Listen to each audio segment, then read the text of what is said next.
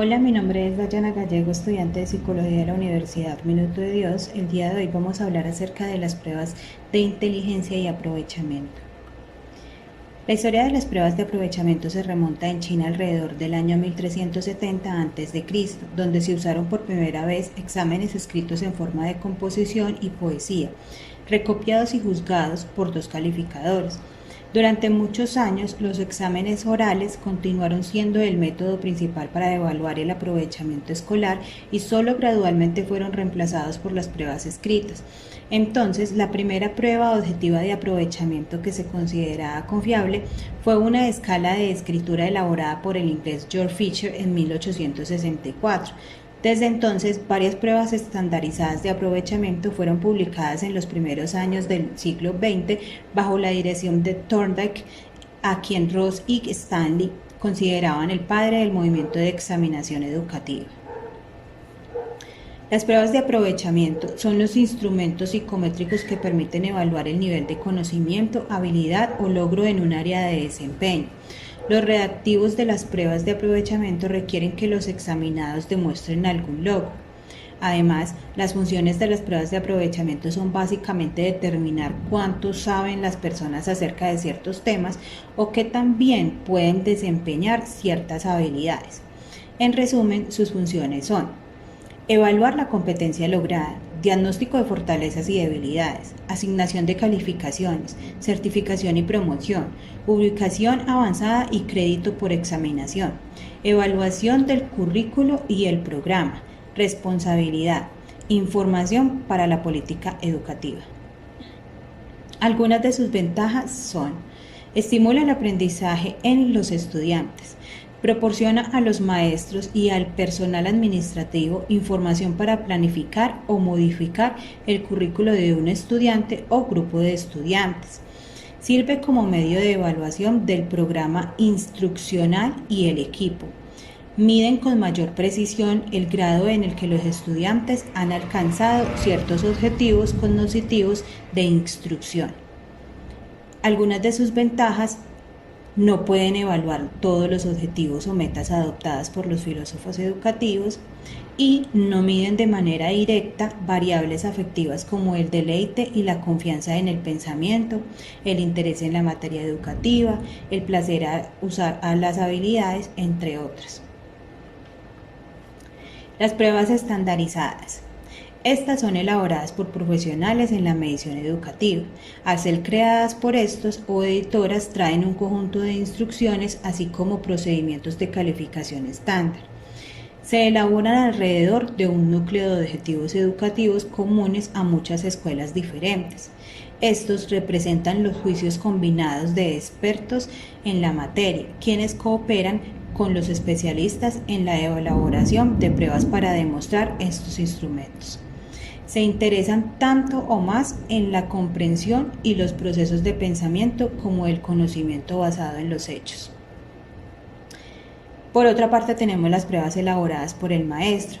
A diferencia de las pruebas estandarizadas, las pruebas preparadas por el maestro son más específicas para un maestro en particular, un salón de clases y una unidad de instrucción, y son más sencillas de mantener actualizadas que una prueba estandarizada. Esto hace que sea más probable que una prueba elaborada por el maestro refleje los objetivos educativos vigentes en una escuela o para un maestro en particular. Evaluaciones sumatoria y formativa. La práctica tradicional demanda aplicar una prueba de aprovechamiento al final de una unidad institucional y de un curso para determinar si los estudiantes alcanzaron los objetivos educativos especificados. Dentro de estos procedimientos de aplicación se encuentran la evaluación sumatoria. En este procedimiento, la calificación es una prueba que se ve como un producto final o suma o de unidades extensas de experiencia educativa. La evaluación formativa se deriva de la creencia de que la instrucción y evaluación deberían estar integradas y tiene como propósito ayudar tanto al aprendiz como al profesor a centrarse en el aprendizaje particular necesario para avanzar hacia el dominio.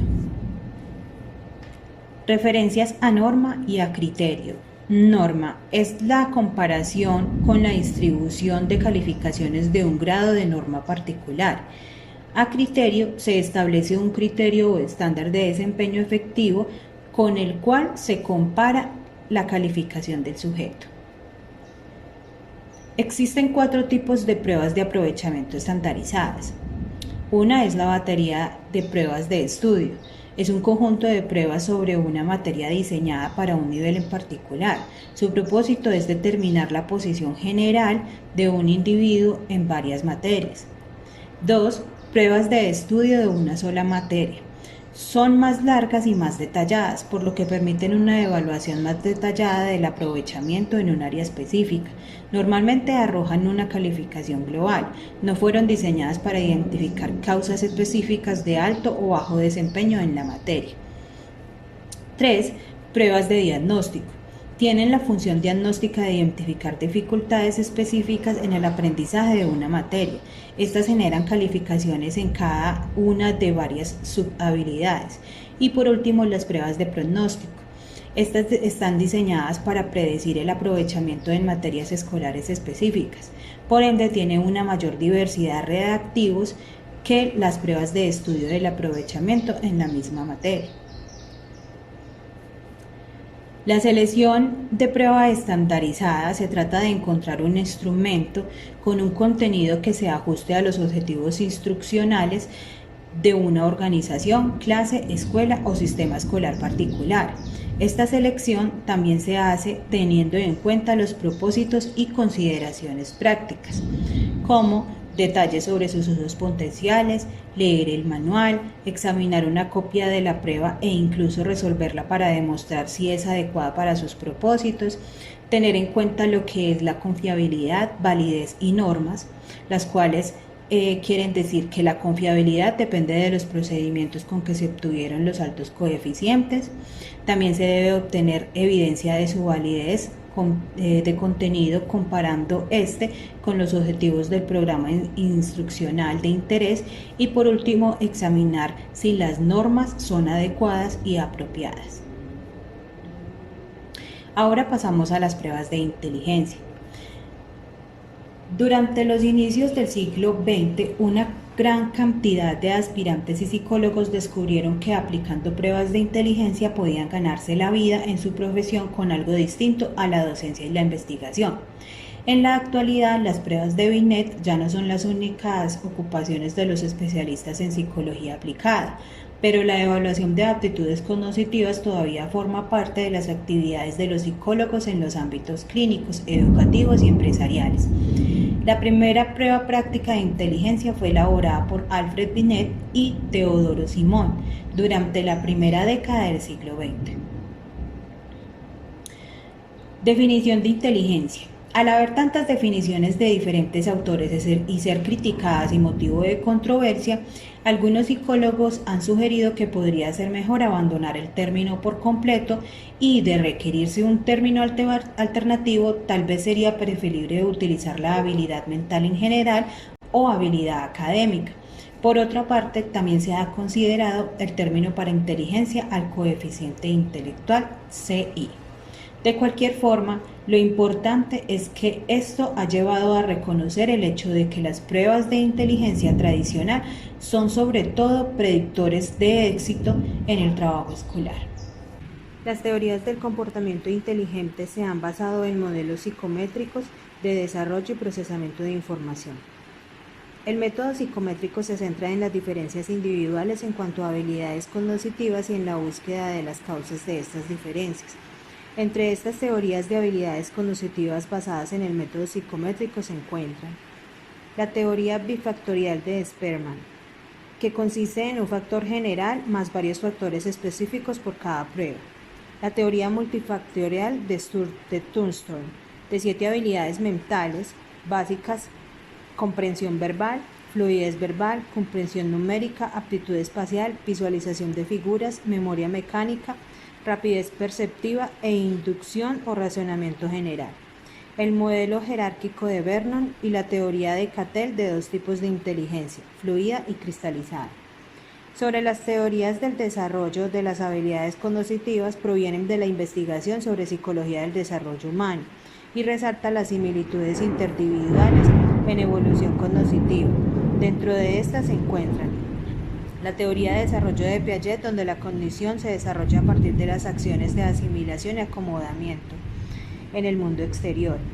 Según Piaget, normalmente los niños se desarrollan intelectualmente a través de una serie de etapas progresivas: sensoriomotriz, preoperativa, operativa, concreta y operativa formal. Teorías sobre el procesamiento de la información. Estas se ocupan de identificar los procesos cognitivos u operacionales mediante los cuales el cerebro maneja la información. Entre estas se encuentran las teorías triárquicas o de proceso componencial de Sternberg, donde existen una serie de clases de procesos componenciales mediante los cuales el cerebro opera sobre la información y resuelve problemas.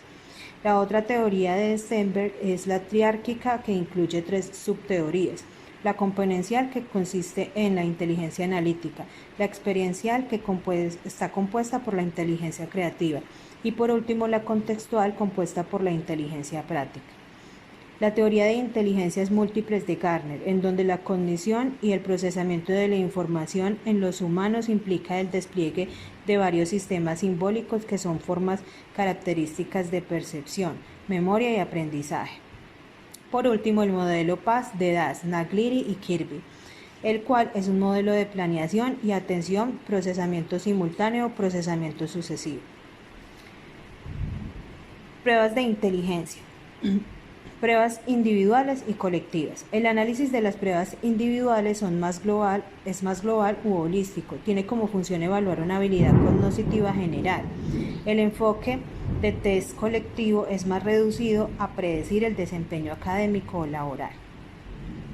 Dentro de los test de inteligencia individuales se encuentran la escala Binet-Simon, una serie de tareas relacionadas con la escuela y ordenadas por dificultad creciente, proporciona una calificación de edad mental para cada examinado, la cual se convirtió en la popular escala de inteligencia en Stanford-Binet.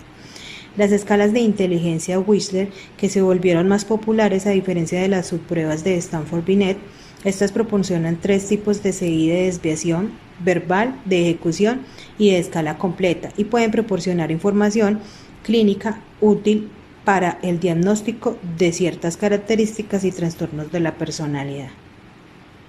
Entre otras pruebas de inteligencia de rango amplio se encuentran las escalas de habilidad diferencial DAS.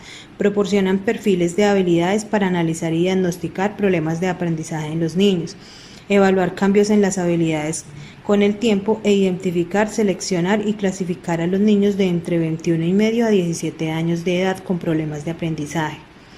La prueba Detroit de habilidad para el aprendizaje. Esta está diseñada para niños entre 3 y 9 años de edad y la cuarta edición para niños entre 6 a 17 años. La batería de evaluación para niños de Kaufman evalúa las habilidades de niños entre 2 y medio y 12 y medio años de edad para resolver problemas que requieren de un procesamiento mental simultáneo y secuencial. Las pruebas de habilidades cognitivas de Walcott, Johnson, tercera. Consiste en 2 baterías co-normalizadas para medir la habilidad intelectual general, habilidades cognitivas específicas y el aprovechamiento académico. Y el sistema de evaluación cognitiva de Das-Naglieri proporciona una medida de procesamiento cognitivo que sea justa para niños menores de edad, eficaz para un diagnóstico diferencial y relacionado con la intervención. Como actores de la diversidad de pruebas de inteligencia con fines específicos que se aplican individualmente, figuran las pruebas pictóricas como la escala de madurez mental de Columbia y otras pruebas de tarea única como los laberintos de Porteus y los diseños de cubos de Koch, las pruebas de inteligencia no verbales de aplicación individual diseñadas para las personas con desventajas lingüísticas o físicas, que incluyen las baterías de pruebas de ejecución como las pruebas Isley Nebraska de habilidad de aprendizaje, la escala Leiter de desempeño internacional, la prueba comprensiva de inteligencia no verbal y la prueba universal de inteligencia no verbal. Test de inteligencia colectivos. Estos son los más usados en las escuelas u organizaciones. Provienen de los exámenes Army Alpha y Army Beta del Ejército. Dentro de estas se pueden mencionar la prueba de habilidad escolar de Otis Lennon, consiste en diversos reactivos de imágenes, verbales, de figuras y cuantitativos, a fin de medir comprensión verbal, razonamiento de imágenes, razonamiento de figuras y razonamiento cuantitativo desde la etapa preescolar hasta el 12 grado. La prueba de habilidades cognitivas, la cual evalúa las habilidades de los niños para razonar y resolver problemas usando símbolos verbales, cuantitativos y espaciales no verbales. Y la prueba de personal Wonderlic, donde las preguntas consisten en analogías, definiciones, problemas lógicos y aritméticos, relaciones espaciales, comparaciones entre palabras y ubicación de dirección. Dentro de las pruebas colectivas también se encuentran las pruebas justas para las culturas, tales como las pruebas de dibujo de Godenau-Harris, la cual es una prueba de tareas múltiples y consiste en que el examinado realice dibujos de un hombre, una mujer y de sí mismo. Las matrices progresivas de Raven, que se pueden administrar de forma individual o colectiva y consiste en que el examinado indique cuál de las diversas figuras o diseños pertenece a una matriz dada. Y por último, las pruebas de inteligencia justas para las culturas y la prueba de habilidad no verbal de Nagliri. Como cita textual e importante, Boring propuso definir la inteligencia como aquello que se mide por medio de un test de inteligencia. Lo que sea que midan los test de inteligencia, estas pruebas se han usado para varios fines prácticos, incluyendo el diagnóstico de la habilidad mental alta y baja, la ubicación de los retrasados mentales o los superdotados en programas o clases especiales, la selección, colocación y clasificación de estudiantes en instituciones de educación superior, empleados en organizaciones de negocios o industriales, entre otras.